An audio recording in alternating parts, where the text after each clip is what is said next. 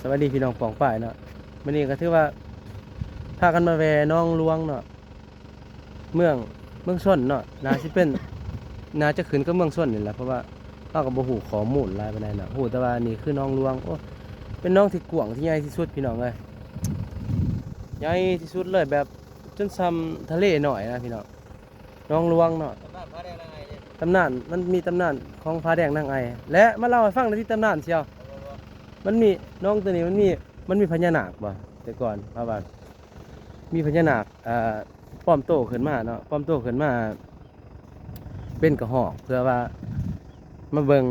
ลูกของอันนั้นลูกของพญาเมืองนะคือนางไอเนาะง่ามาเลยป้อมเป็นกระหอกตัวบักใหญ่เนาะตัวบักใหญ่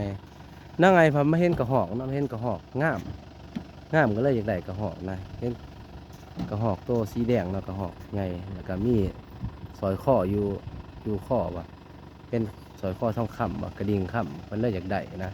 อยากได้แล้วมีแนวคิดอยากได้เลยสั่งทหารเพิ่นมาจับบ่ได้เลยสั่งจับตายนะบัดนี้พอดีกับกระหอกตัวนั้นก็เลยตายเนาะตายไปก็เลยเพิ่นก็พากันเอาไปกินแล้วครับว่าเอาไปกินบัดนี้พอดีกระหอกตัวเดียวเพิ่นว่า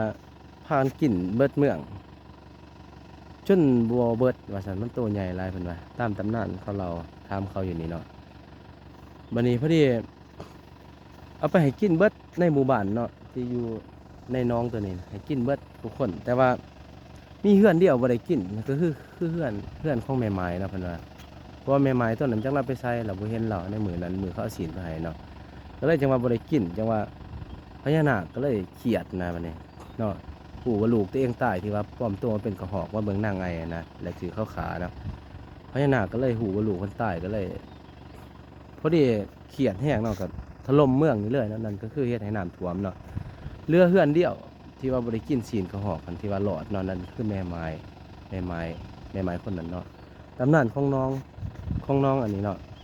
ของน้องหลวงนี่เนาะที่ว่าเขาบอกให้ฟังโอ้กวางรีพี่เนาะสุดสายหูสายตาเลยกวางซ้ำทะเลหน่อยพี่น้องเลยคู่ใจไปใช้ไปกันเอาถือว่าจบเท่านี้เนาะแต่ว่ามือนามีตำนานมันเล่าให้ใหม่เนาะเล่าให้ฟังใหม่โอเคบ๊ายบายขอ